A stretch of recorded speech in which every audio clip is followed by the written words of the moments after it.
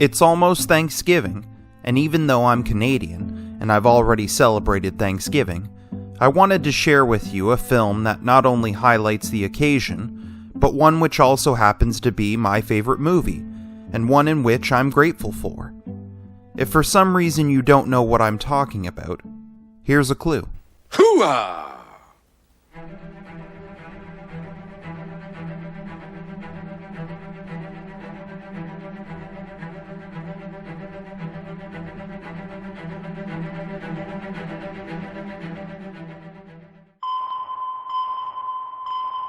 Canada be damned. I'm going to the Klondike. The Klondike is Canada.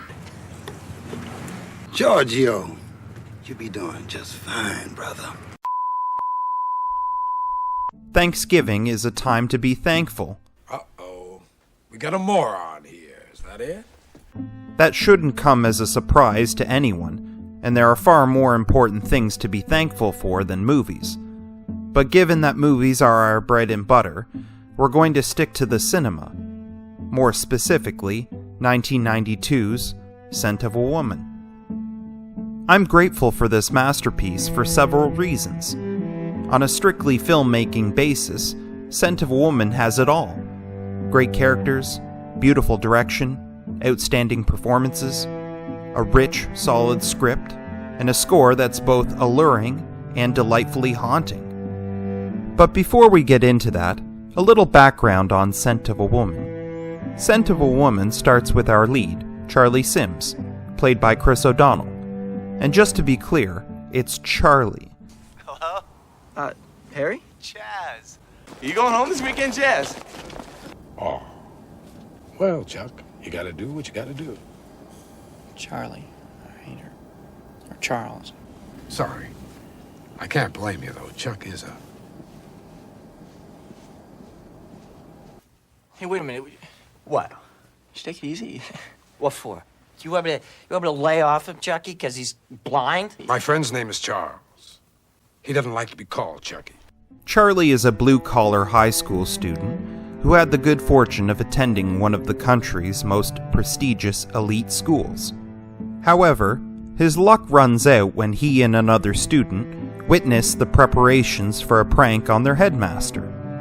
Given until the end of the Thanksgiving weekend to come clean and prepare for disciplinary action, Charlie takes on a job. A job?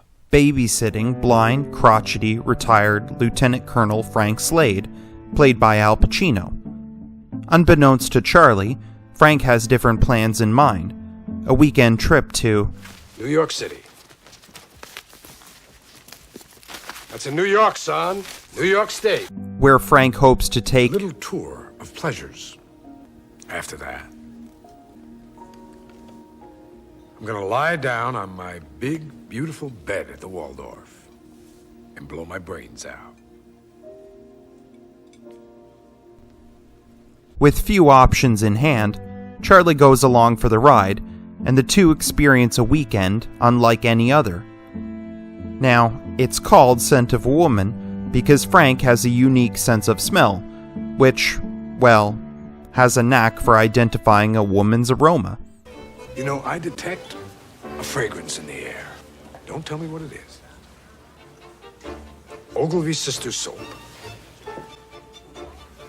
That's amazing. Well, I'm in the amazing business. Fleur de rocaille. Yes. Flowers from a brook. That's right. Why don't we all sit down? Mitsuki. Rhymes with nookie. Be careful. When the wife gets restless, wife gets racy. Okay, let's go and eat, shall we? Gretchen, I smell those prunes. We talking turkey marbella? Yes, we are. Woo! Let's have a whiff. Come on. You know I always had a sneaker for you. Come here. Ah! It's a trademark of his character, but it's by far not the only interesting aspect of him. In fact, Colonel Slade is a deeply rich character. Are you like a rich miser or something? No, not that kind of rich. He's guarded and is a tough nut to crack. His exterior is brash, What do you want? I mean, what do I want? What do you want here? Haven't you heard? Conscience is God. No, I haven't heard. Well then, take the fucking wax out of your ears! Where's your miserable father? Wait, no. Let's surprise him. Give that fat heart of his an attack. Willie! Oh, Willie! And Harry, Jimmy, Trent, wherever you are out there, fuck you too! You want Tommy in or out? Leave him out! He's chasing that calico gidge from the track houses again.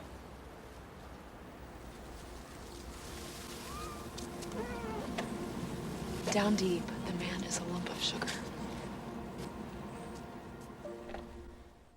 And he does have his lump of sugar moments. It's quite clear there's more to the Colonel than what we can see at first glance, even if he is drinking most of the time. Where's the booze? Where's the booze? Flowing like mud around here. Gentlemen? Yes!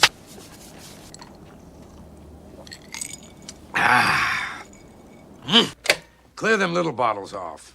And when I get off the phone here, call up Hyman, tell him I want it wall to wall with John Daniels.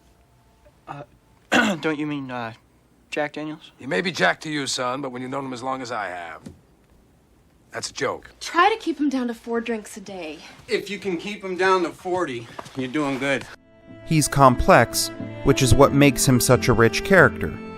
Some of that is explored through his backstory by other characters, but the majority of it is unveiled by Frank himself. Despite his rough nature, Frank is quite the smooth operator. His silver tongue works both ways and butters up members of both sexes. What do you say? Don't worry about the boy. He drives so smooth, you can boil an egg on the engine. When we bring the car back, I'll peel the egg for you. Some kind of body has got to go with that bedroom voice. One day I'm going to swing by, get a better look at it. Sophia. What are the chances of suiting you up sometime? What time do you want me to turn down the bed? Maybe later, all right? What do you mean, senorita? Just come right in. Later, please. Yes, sir. Good afternoon. None of this would be possible if not for Al Pacino. And as much as he's known for being boisterous, his softer, gentler moments are the things acting legends are made of. Colonel, it's no rush. I mean, I could stay for a while.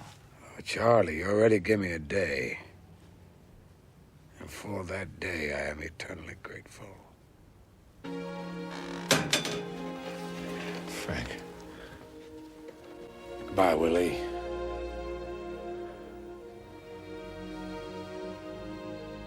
I'm no fucking good. And I never have been. Charlie, on the other hand, is a much different, more simplistic type of character. He's young, timid, and wholesome.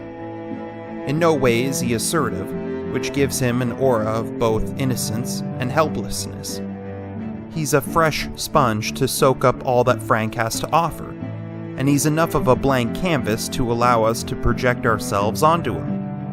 As much as the Colonel is a force of nature, in terms of grabbing your attention, it is Charlie whose perspective we see from. Chris O'Donnell doesn't do much of the heavy lifting, that's left to Pacino. But for what is required of him, O'Donnell does an adequate job. All in all, it's this pairing that sells their relationship. An unorthodox student-teacher type of relationship is merged with a sort of coming-of-age story. It's by no means a new archetype, but it does offer its own eccentricities, which are tailored to this film. Having seen this for the first time as a young man, younger than Chris O'Donnell's character, and younger than the film's rated demographic, Scent of Woman certainly spoke to me with its themes of integrity, courage, and nobility, themes which are developing life lessons to be learned by anyone entering or about to enter, adulthood. Before I wrap this up, it would be absolutely blasphemous not to mention the score of Scent of a Woman. Thomas Newman, one of today's greatest composers, who's been nominated 15 times for an Oscar, and yet has tragically never won, delivers one of his best scores here. His garnishes of music can invoke a sense of playfulness with a hint of serious purpose.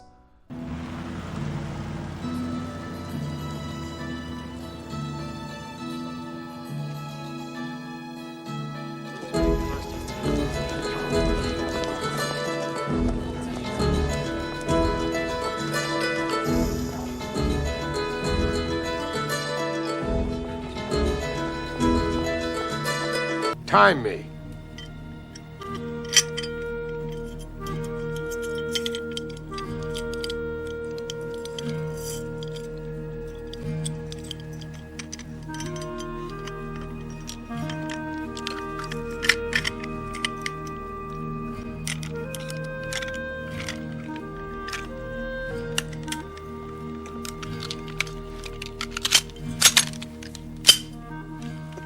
How long? Or they can invoke complete seriousness and truly hammer the point home.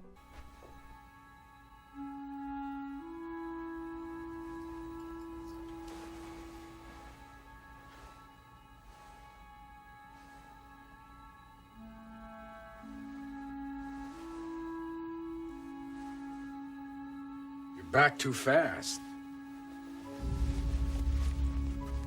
You didn't get my cigars, did you?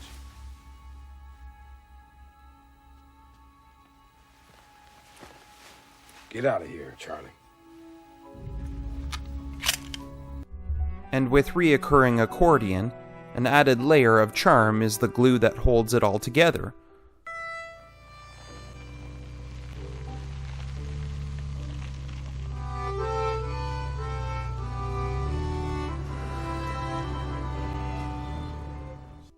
Regardless of what emotion the score is attempting to make you feel, it's undeniable that it hits the mark in a way that makes you lose yourself in the film, like any good score should.